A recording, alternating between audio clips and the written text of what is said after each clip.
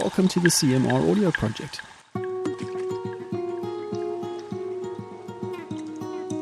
The CMR is the Institute for Coastal and Marine Research at the Nelson Mandela University.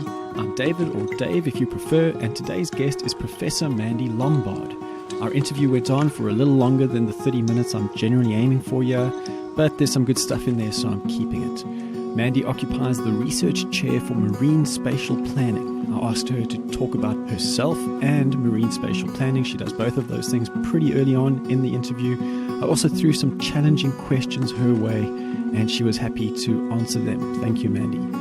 Please do note that the views and opinions expressed here are those of the participants alone and don't necessarily reflect any official policy or position of any branch of the Nelson Mandela University whatsoever. Finally, if you have any questions or comments, send them to cmraudioproject@gmail.com.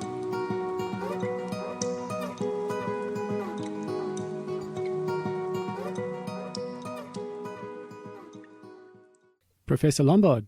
Hi, David. How are you? I'm just putting away my previous meeting. I'm well. How are you? Very good. Thank you. Thank you so much for taking the time to do this. You're obviously a very busy person. Yeah, pleasure. Let me just say that I've been looking really forward to this because conservation is quite close to my heart, and you have a long and fruitful history in conservation efforts. I'm also a little cynical about some of the things happening in the world with our economic growth model, which obviously takes large chunks of nature and turns it into resources. So hopefully you can address that concern of mine and maybe add some perspective so that I'm not left as depressed as I sometimes am about the direction that we seem to be headed as a species. But before we get to those bigger topics, could I ask you to talk a little bit about your current role in the chair for marine spatial planning? How did you get to that role and what does it involve?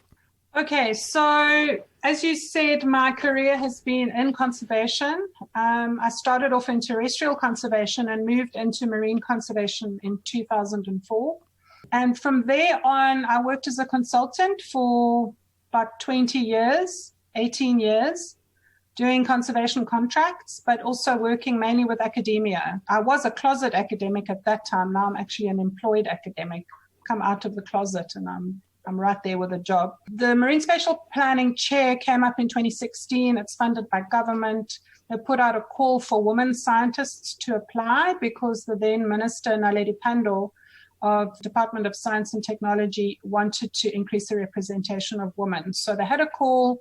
I had been doing marine conservation planning work for a very long time, so I applied for it, and very fortunately I did get that. So I've been in the chair for 4 years, 4.5 years now, and at the end of this year I've applied for a renewal of another 5 years.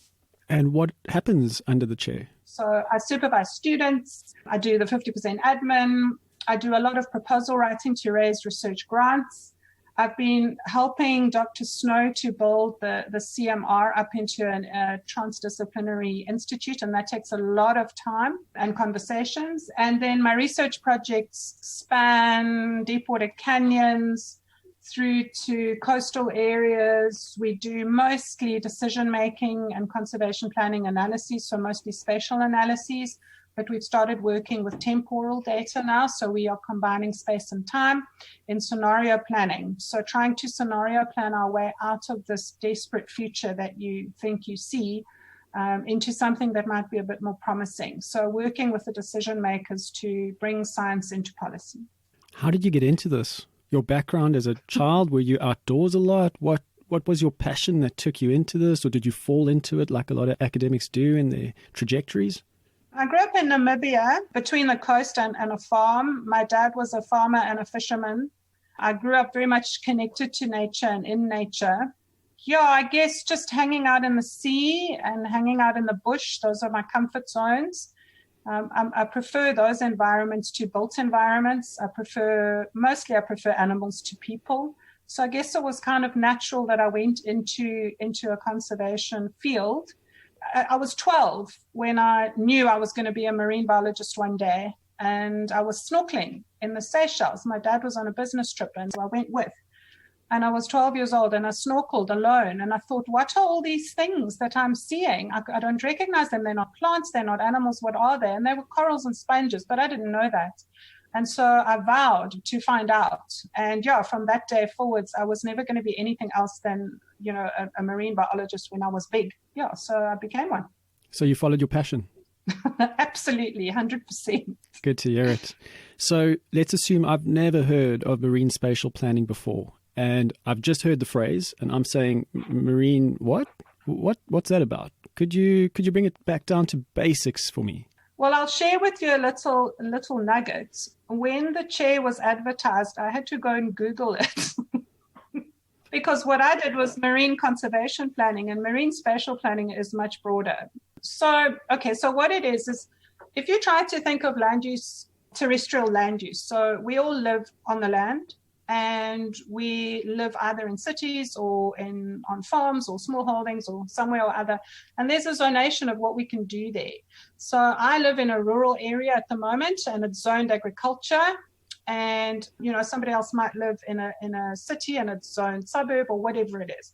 And so there are rules about what you can do where. I mean, I can't go into the middle of town with a hunting rifle and go hunting. And you can't come into the bush with your loud music in the middle of a nature reserve and upset all the animals. So there are do's and don'ts about what you can do where. And those do's and don'ts are set up by various forms of legislation. So it could be a provincial development plan that says you can and can't do this here. It could be a municipal plan for those who live in municipal areas. And so there's laws that govern what you can and can't do where, and those laws come from different institutions, be they a local government or a provincial or national government also has laws. For example, the Kruger National Park is a national park, and there's laws what you can do there.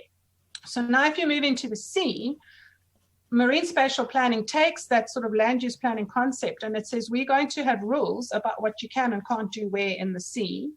And different institutions are going to govern those rules. And so, for example, the fisheries are governed by the Department of Environment, Forestry and Fisheries, whereas the marine protected areas fall under what used to be the Department of Environment Affairs.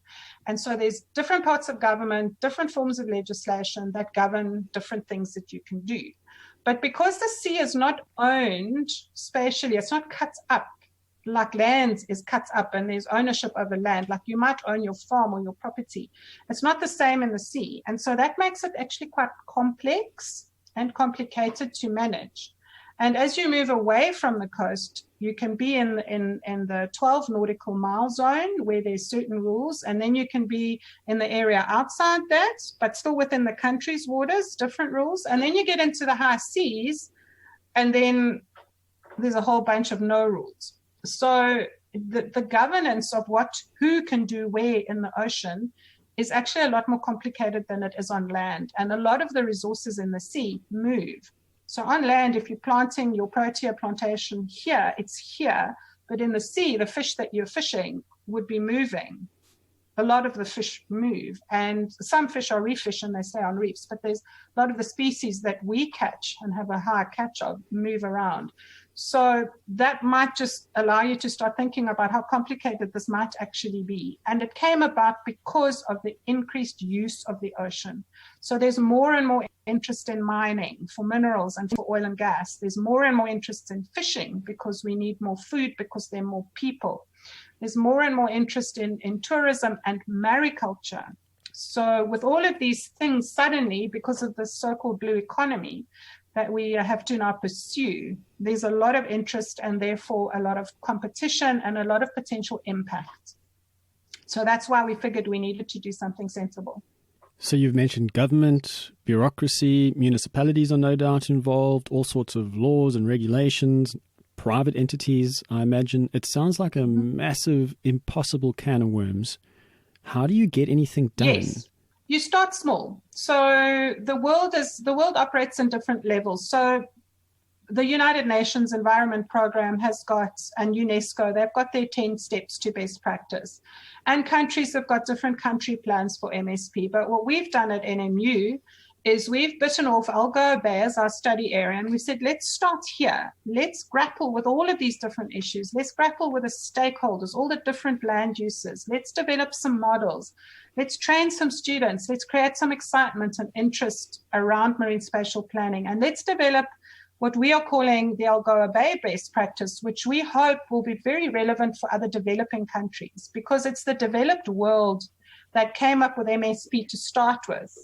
And it's very Eurocentric, very Northern Hemisphere centric. And our issues in Africa and in lots of the Southern Hemisphere and the poorer parts of the Northern Hemisphere, our issues are actually quite different. And the distribution of resources is very different. And the risks are very different. And the governance is very different.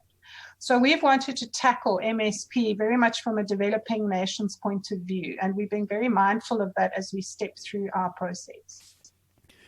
What did the Prince Edward Islands MSP teach you in this regard? I read about your work. I then came across the Prince Edward Islands MSP, never heard of it before, looked a bit into it. You've obviously learned a few lessons there. What do you think can be taken from that instance and then applied in the South African Nelson Mandela Bay, Algoa Bay region? What I learned is the Prince Edward Islands was a very simple situation, by the way, mainly because we were dealing with only one industry, and that is the fishing industry. And because there was only one organization, the Department of Environment Affairs, who was involved in the governance. So that was the simplest case, and that's why it was very easy to design a marine protected area, because we only had to deal with those two. And we also had wonderful buy-in from all the scientists with all their data. So it was very collaborative amongst the scientists. I think the authorship on that paper is like 22 people or some ridiculously high number. Everybody was collaborative. Everybody was keen. The techniques that I used, the models and the data analysis, they were not new. They were standard. What I did learn afterwards is, despite the scientific evidence of how the final marine protected area should be zoned, the government gave in to the fishery and they did not do that particular zoning because it didn't suit. And so what that teaches one is that the big players always have the loudest voice in the room, and they are going to win unless we transform the way we do governance. And then you start getting into the arguments of growth economies versus circular economies. And that's not something I'm qualified to speak on, other than to say that the growth economy model doesn't work. It's failed, and the environment is paying the price, and as a result, humans are paying the price in unhealthy environments that can no longer sustain them. So the Prince Edward Islands brought that home very clearly, is that you can do all the good science, have all the buy-in, but at the end of the day, government will zone how it suits them. And they will zone in such a way that the largest player, who has the loudest voice and the most power in the room, will be the winner. That's just the reality. How we go about managing that is, of course, what we are trying to do in a fine scale in Algoa Bay. I think you've answered one of the questions I was going to ask you a little later in the interview, which has to do with the growth economy.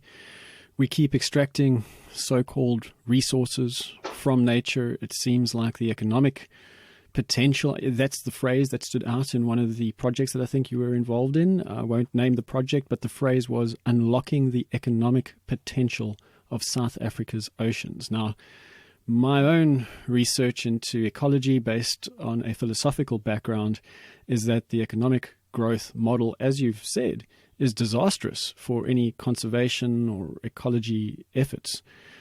So could you speak about that paper that you wrote? I'm not sure if it was you alone, but the title is Key Challenges in Advancing an Ecosystem-Based Approach to Marine Spatial Planning Under Economic Growth Imperatives.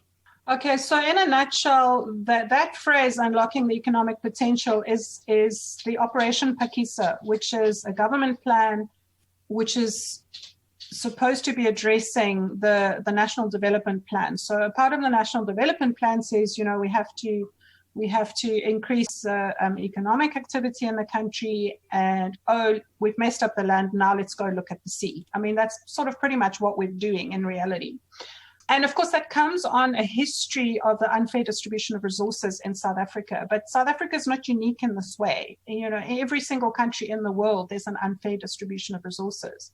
And people have different mechanisms to achieve that. You can have dictatorships, or you can have unfair governance systems. There's always a way for people to outcompete one another, be that based on race or economic origins or religion or whatever it might be. So here we sit in a country with this horrible history of unfairness. And now all of a sudden, let's look to the ocean and to address some of this unfairness. And actually, there's not been a lot of time spent thinking about the long-term consequences of some of these actions. So a lot of people can relate to soil erosion. If you erode your soils with bad practice, then it can't feed anybody. And what we were concerned about as the conservation or the ocean health advocates in South Africa is we're concerned that the sudden rush to increase our economy and to address all the wrongs of the past and to inject more money into the country, it was Operation Phakisa, which means hurry up. It means get on with it. It doesn't mean think carefully, tread slowly, make the right decisions. There's no, that wasn't part of the whole drive.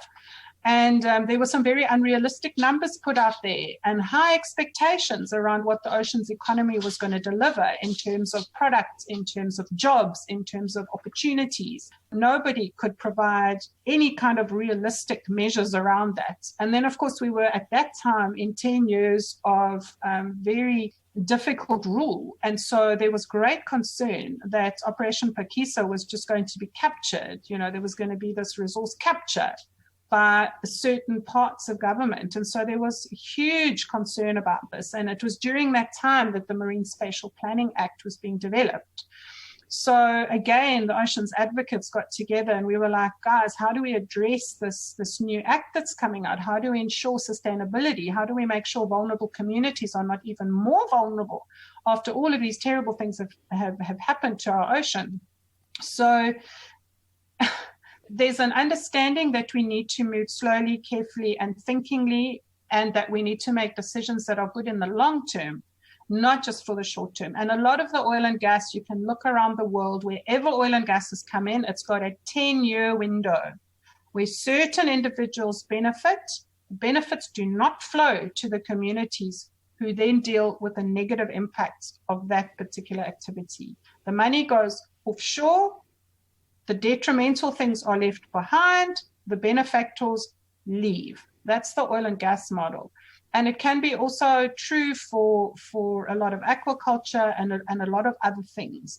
So we are trying to point out what happens when there's a long-term decision that has been ignored for a short-term gain. We're trying to show the economic, the social, and the environmental impacts of those decisions. And that's the work that we're mostly doing at the moment, using various modeling techniques and scenario planning. So you're often finding yourself sitting around a table, a very long table, I take it, of international and national bigwigs who are thinking in terms of products, jobs, economic opportunities, and so on. What's your approach there? You sound a little frustrated. I'm absolutely frustrated, if not outright disillusioned, with our options for getting through to the bigwigs. What's your approach? Do you have any hints or tips? Because I lack diplomacy in so many ways. Do you have a recipe for getting these kinds of messages across to those people who ultimately make decisions? I don't sit at those tables because I have a reputation of speaking my mind. And my colleagues will tell you that the only time you take Mandy to those big meetings is if you take a roll of duct tape with you and you duct tape my mouth shut. So I'm very unpopular in those circles. I'm actively ignored by a lot of individuals in those places. But that's okay because we work in many different ways. So I sit and I do the R&D behind the scenes. And then I feed the science through to people who can sit at those tables. So I've got a bunch of postdocs. I've got a bunch of research colleagues. I've got people like Bernie, who's the director of our institute, who speak nicely in those places and they speak the right language. But they can draw on the evidence base that I help to provide. So that's how I try to influence policy. It's not directly. I write things in the popular literature. I write things in the scientific literature where I'm very critical of these processes, but I'm not coming at it from a sort of a moral or an ethical standpoint. I'm coming with a data-based background. So for me, I don't have an opinion unless it's based on data. And that's what I always tell my students. Don't come to me and say you don't like something unless you can tell me why you don't like it and what is it that led you to come to that conclusion. So that's how we work. We like an ant colony. You know, some of us do this stuff and others of us do that stuff. And I do not sit at those tables unless I take my duct tape. You mentioned the data and the science. Would you agree that in the last 3 or 4 months, the world has been exposed to a large array of sometimes conflicting data and science? I'm talking obviously about the COVID fiasco. There were various modeling scenarios that just didn't go anywhere near according to projections. There were statements issued by different entities saying, do this, don't do that, that were then contradicted later on. We still don't exactly know what we're dealing with. How do you feel about that? Do you have any comment on that? Okay, you need to define your question more clearly. Are you asking me, like, does data help us or mislead us, or are you asking about the COVID fiasco? Because I can talk to both of those issues. Well, I suppose it comes from a place of a little bit of skepticism about the use of data, because I believe that you can use data and modeling scenarios for any given agenda, not that you know necessarily that you have an agenda, but you're still taking a document, showing it to someone and saying, this means that we must do this. Yeah, so I think what you're talking about now is good science versus bad science, and then how those metrics are reported. So there are ways of doing. I'm a biophysical quantitative scientist that dabbles in the big world. So I'm a little bit more social science and economic science, political science friendly than the average biophysical person, but this is a very recent thing. It's only in the last 4 years that I've started dabbling across the disciplines. So I'm very uncomfortable in those disciplines. So if I have to answer your question based on my discipline, there's good science, there's bad science, and of course there's everything in between. So we try, in all the work that we do, we make absolutely sure, as to the best of our knowledge, that we are using the best data that is available, that we are using the best methodologies that are available, and that we're terribly critical of the work that we do. And we make sure that the statistics that we apply are the most rigorous statistics required to back up or dispel any of the hypotheses that we are testing or ideas that we have. So, and the only way to keep a check on that is the review process. So, and of course, your supervisor team and your colleagues team. So if you're working in a big team, you draw from the benefits of everybody's critical thinking. And that helps you submit a really good paper to a journal or a really good scientific report. Then there's always a review process where you get a bunch of people looking at what you've done and saying, this is nonsense, this is good. And so you're always learning, and you learn by critique, and you grow by critique. That is fundamentally what I try and keep at a very high level in my own team and in the work that I collaborate on. So anything that we do come up with, any recommendations that we do come up with, if you start interrogating them, you'll find there's a lot of depth under there. There'll be data, there'll be analyses which are transparently reported. It's sort of we all the good things in science we try to do. When it comes to applying, the background info to policy, if we don't feel confident, we will say we are not ready. We are often pushed by government to provide certain products, and we go, I'm sorry, we're not ready. And that's a classic academic thing. It's like, we're not ready. And some scientists are never ready because they're perfectionists. And the rest of us that live in the real world understand you have to give in a product and a report that is the best available information based on best practice at that time. And that's what we try to do. When it comes, for example, to the whole COVID thing, what you've got going on there is you've got a whole lot of intermediaries reporting to you. So the reports that you read are not the reports coming directly from the scientists. They've been interpreted and spun for you by journalism and social media. And that's been the killer in this whole thing. And that's why people don't trust the science anymore, is because it's been reported to them incorrectly. Because the actual scientists doing the actual work, who actually know what's going on, They are so busy right now that for them to sit down and try and explain all of this to the world, and most scientists are not good at explaining things to the world. They're good at explaining to their students, but not to, the general public who's not well versed in sort of scientific method. They don't have time to go out there, and they don't have time to double check what all the journalists have written and what's on News 24 and what's on this website and what's over there. And the World Health Organization also has their political problems in their reporting. And many countries are not allowed to report, or there's throttling on their reporting. So the process there of reporting is what's wrong, not so much the science. But there are instances where there are conflicting data coming out, but you will find they're often from different sources. So one might be from America, from this university, and the other one will be from Sweden, from that scientist. And the other one will be from China, from their government. And the other one will be from some maverick in South Africa who's jumped up and said, 1 and 1 is 25. So the poor public hasn't got a clue where to go for the real information. And that's what then comes back and bites science in the backside and says, the numbers and the science reporting are wrong, when actually it's just the way that information is being used that was wrong. So would you advise stay off of the social media, reading too much in the news about what's happening, have patience, this thing is going to be a long, slow process before we really know what's happening? My husband actually is a pathologist, and he's doing all the COVID testing for a lot of the country. And so we have this discussion every night, and we are asking questions about the data and saying, but if we had not had lockdown, what would have happened? With lockdown, this is what's happened.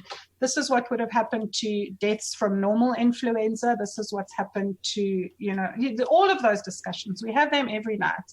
And the end of the day, we decide, be safe as much as you can, stay, your social distancing as much as you can, but also assist people to get back into the economy, to get back to work as much as you can, because the economic downturn, we believe, is going to be a bigger killer in the long term than COVID, because of all the long-term effects of losing so many businesses and so many people losing their jobs. So yes, we do believe you have to be patient, but a lot of people don't have a buffer to get through this time.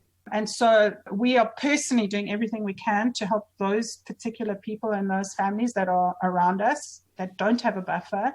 We are just keeping the social distancing thing going. But if we need to do something and it requires going out from home, then we do it. So the patience thing is easy to say for those of us who can cope through this time. I think there's a lot of desperation and a lot of lack.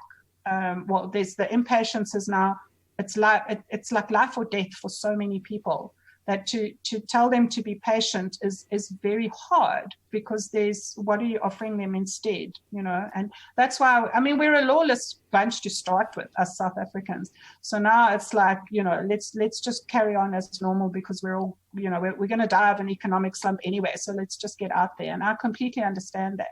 Personally, I am able to social distance, so I do. I'm 58, so I'm not allowed to go party. It would be irresponsible. Mandy, our time is coming rapidly to an end. I want to get to a question that I feel is a bit big, a bit speculative, but I really want to take advantage of your experience and exposure to conservation projects. And the question is, and forgive me for raising the bar this high, but what would you think is the ideal scenario for humanity as we move into the future that is defined by so many conflicts, global, environmental, ecological, political challenges? Do you have any imaginative idea for what humanity can do to tackle this journey that lies ahead? What's the ideal scenario for you? I think the first thing we need to do is, as a globe, we need to move to circular economies. That's the first thing that I think we need to do. So instead of these linear economies where we extract and then we dump our rubbish and we move on, we need to understand that that's a system, and anything we dump is going to be in that system. So moving to a circular economy is what we need to do. Now, people have been saying this for a very, very, very long time, but it's not how mankind operates. So it's very difficult. It's kind of, mankind likes to go in there and take what he or she can for the short-term gain. And this business of, thinking into the future is something that we don't do well as the human race. So I don't know how we achieve this, but we need to. That's the first thing. The second thing is that we need to, the distribution of resources and reducing poverty. That's kind of, I don't want to rank them and say the next most important thing, but it's equally important because, I mean, there have been, I often have questions like, the humans need to have fewer children, there need to be fewer of this. That's part of the solution. It's really about the resources used by every single person. So, my child might have used 20 times more the resources than a poor child in a rural area. And so 20 children in that rural area equals one child of mine. So I always tell people those arguments are flawed because it's about resource consumption. And so the only way that you can actually reduce birth rates across the world is once you increase the standard of living. And to increase the standard of living, you have to reduce poverty. So we've got to figure that one out. The point here is when I say the standard of living, I'm not focusing on material standard. I'm focusing on access to good health, access to good education, and access to just a much fairer system. So once people can get rid of the stresses of losing so many children in their early years to some terrible disease, or they can get over the stress of losing people to violence, or all of those social things, once people are less impacted by the fear of those social metrics, that's when I would say their standard of living is improved. And to address all of those things doesn't mean that there will always be people who want the biggest house in the yard, but there will be people who want a quality of living that is much more around security and fairness and, the stuff that many South Africans have never had. That's kind of the, when I say standard of living, it's to do with having that reduced stress around just being able to get through a normal day, which I think most South Africans do have, and certainly many people through most of the developing world. They live from day to day. So to get them to think about the future when they can't even get through the day, that's where the saying, there's no conservation before breakfast, came from. And that's something that I think grant agencies and a lot of academic research projects ignore that very basic fact. So we have to start grassroots and dealing with it there, which is why people in the CMR like you are starting to work with people like me. That's the kind of environment we're trying to build, is we're trying to get the dyed-in-the-wool old marine scientists to talk to the philosophers and to talk to the social scientists and the anthropologists. Even though we speak completely different languages, we're providing a safe space to have those conversations. And then also we need to focus on catching the cheaters. So the cheaters, you need to read. Have you read Ian Urbina's book on Outlaw Ocean? No. Okay, go and read that book, and that will probably depress you more than you're depressed now, but it will really highlight to you how human and environmental rights violations and linear economies are so intertwined, and who's really suffering. And this is happening on the high seas where it's called Outlaw Ocean because there's not a lot of laws out there and you can't get eyes and ears there to change things. So those are what I call the cheaters. And we need to actually have a society that is a little bit more, that we don't all want to cheat all the time. South Africans love to cheat. I don't know if it's like a South African thing or it's everywhere, but I know a lot of people who like to cheat, and they like to cheat the system. And because the system is always irritating somebody. And if you compare us with Australians who are very law-abiding, their news report will say, there was a car drove into a wall in Kookaburra, Warra Warra, and that's their headline. Whereas our headline is that 20,000, people were involved in a riot where 300 of them were killed. And it's so completely different. So I think our whole kind of lawlessness, we need also, not as just a nation, but as a world, we need to move towards actually respecting the laws and identifying who the cheaters are. In small groups in the past, when we were little cave people, we knew who cheated. I don't know what they did to the cheaters then, but these days we reward them. Vigilante justice. Maddie, we have about a minute left, and I'd like to end on a high note. So you've already answered the question about any recommended books, films, documentaries. You recommended Outlaw Oceans. the question I want to leave with then is, do you have any highlights from your illustrious career so far? You've worked in different parts of the world. You've experienced so much. Does anything stand out? Many things stand out. The wonderful people that I work with and that I've met, it's very much about them. And beautiful places. I've just come back from Antarctica, and I mean, it was such a privilege to be down there, just to be able to see wild nature without too much human impact. So beautiful places, fantastic people. And also it's like the camaraderie of, we're working on the edge, we're working at the coalface, and we're sort of there's a few of us trying to convince the rest of the world that we need to do things differently, and business as usual doesn't work. And it's like it forms a camaraderie amongst people. You feel like you're, a bunch of advocates that hang together fighting this so-called big fight. I don't think it's a fight. I just think we need to transform so many things. And I feel like part of a privileged group of people who've, had an education, privileged to have been able to have access to an education, that can think into these things and can work with others to try to figure out better ways. And I have a child. I mean, he's 23 now, and I do worry about the world that we've left our kids. Yeah, so it's just the privilege of being in a group of people who are passionate about the same thing. I guess that's what stands out for me. Thank you so much. It's been a real pleasure to talk to you. Your enthusiasm and passion really stand out, and keep doing what you're doing. Well, thank you. Thank you for a fun afternoon. Thanks, David. That's the end of the episode. Thanks for listening. Any questions or comments can go to cmraudioproject@gmail.com. All episodes of the CMR Audio Project can be downloaded at archive.org. Head over to archive.org and search for CMR Audio Project. You should be on your way. Many thanks to Kendall Beeden, who made the theme music for this audio project. His email address is kendallbeeden@gmail.com. Thanks again for listening. Until next time, as always, may the tides of life treat you kindly.